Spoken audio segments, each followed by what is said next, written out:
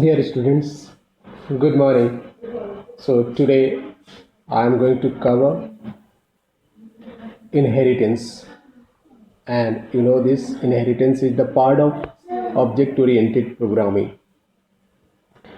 Okay, so let's begin with a beautiful quote that any fool can write code that a computer can understand. Good programmers write code that human can understand. So we have to be a good programmer. So just look at once again that any fool can write code that a computer can understand, and good programmers write code that humans can understand. Okay, it is told by Martin Fowler. Okay, so now let's describe inheritance. See, let's look at this image when a mother is saying, "Son, I am base class," and at the same time, son is saying, "Mom, I am a derived class." So it is just a real life example is given that when you are inheriting the properties of your parents class, parents class to child class, then it is called inheritance. Same way here, look at some points. Object oriented programming allows classes to inherit commonly used state and behavior from other classes. Means the methods and the variables, for instance, variable that are declared inside the superclass can be called into subclass. In programming, a subclass must possess every trait of its parent class or superclass, as well as additional features. By having additional features, it becomes specialized. So it is mandatory to subclass for subclass to access the properties of parents class or superclass. Whenever we do inheritance, is a relationship exists. Is the subclass truly a special case of parent? So that will be noticed over here. Inheritance from the parents is a default activity. A subclass that doesn't possess every trait of the parent should not be subclass. Okay, so whenever any subclass which is not having any properties from the superclass, it is not called inheritance. So it is very important to access the properties and methods from superclass to child class. Okay, so types of inheritance, let's see through this image. See, there are three types which are given over here in this diagram. First is single, second is multi-level, and third is hierarchical. So let's talk about first, that is single level. Single inheritance means a superclass is created and all those properties which are having in the superclass is getting accessed by class B. So this is called single type of inheritance. In second, multi-level, just look at class A, class B, class C. Three classes are created, and class A is superclass, and what we are getting that all the properties and methods from superclass to class B, and same from class B to class C. Means those properties which are having in the class A is coming to class B, and class B, class A, all those properties are coming to class C. Hierarchical. So here see class A, class B, class C. So means the properties and methods from class A is coming to class B, and at the same that class A is giving to class C also. So these are types of inheritance that we are going to. Okay, advantages of inheritance. Code reusability. First advantage is code reusability. What is code reusability? Means the codes which are written, no need to write it if any update is coming in your application. Means that code can be called. Cost cutting, no doubt. Whenever we are reducing the code reusability, means we are not expending much time on the codes, so automatically cost will be reduced. Reduce redundancy. Unnecessary codes will be removed. The codes which are not needed in the program will be reduced. So if you are using inheritance, so these are the advantages of inheritance. Relationship between classes. How we can make relationship between classes? So whenever we are making or creating two or more than two classes, then a relationship is needed. Okay, for example, look at class A is given and then class B is given. So means unless until we are not making any relationship, we cannot say that it's an inheritance. So right now these two classes doesn't have any relationship because both are individual class.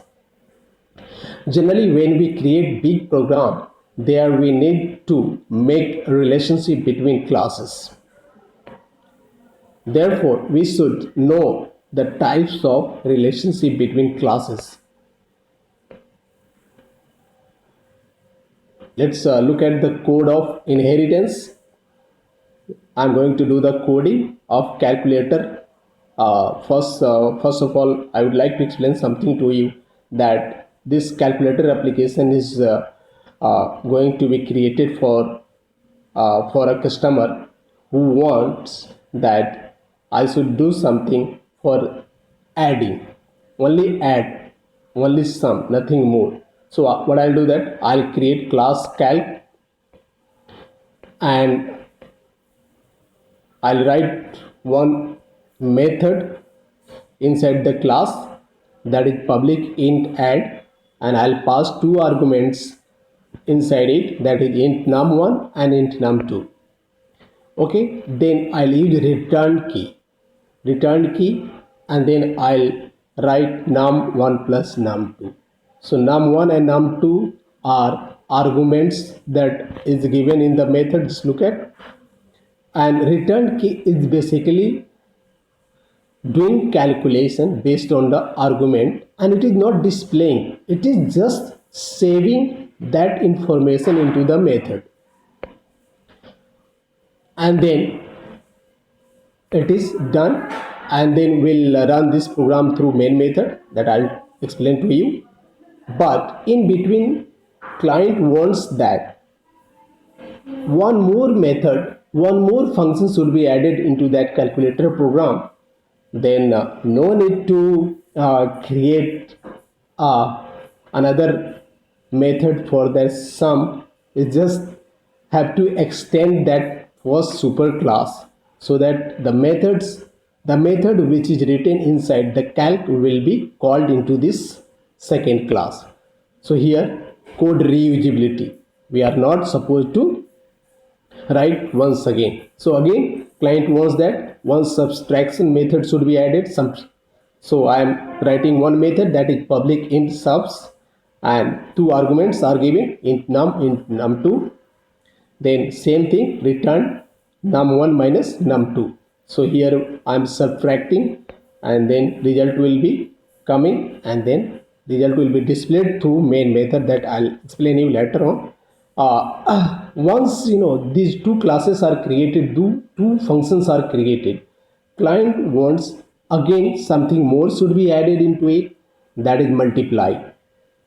So again I'm not going to write plus minus again because it is already created. So that's why I'll create a new class. That class name is calc new advanced, and I have to use extends keyword. That extend keywords basically for inheriting the property from the superclass to base class. So extends which class? Calc advanced class means this the features which are there in the superclass has come to second class, that is calc advanced, and all these together means calc and calc advanced, these two classes properties and methods are coming to third class by using this class calc new advanced extends calc advanced. Okay, so let's look at it. Public int mul, and then int num1 num2, and finally return num multiply num2, and then result is saved into multiply. And now I have to create a main method because you know very well that program runs through main method. So that's why it's very important for us to create. So here public class inheritance demo, and then public static void main string args, and inside it I have to see whenever we are going to call any methods and properties from superclass to main class, we have to always create an object of that class. So that's why third class, that is calc new advanced, because if you see that all the features of previous classes are coming to this third class, that's why I am going to create an object of this third class, that is calc new advanced, and the name of the object is CA. You can look at, and then the key, which is new key, can be used to identify this object.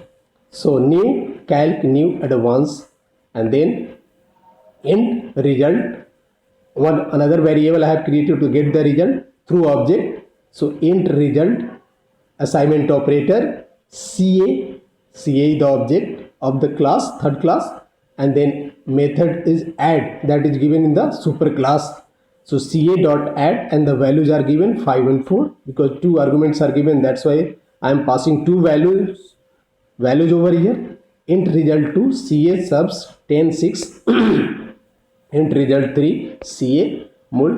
So now once the result is being calculated, then it should be displayed, and display should be done with the help of system.out.println result 1 result 2 result 3. So now this program is done. So this program is showing the basic nature of inheritance, and through this you will come to know what is inheritance, why it is important to use inheritance in object oriented programming. Okay, so thanks for listening. I'll come with a new lesson. Till then.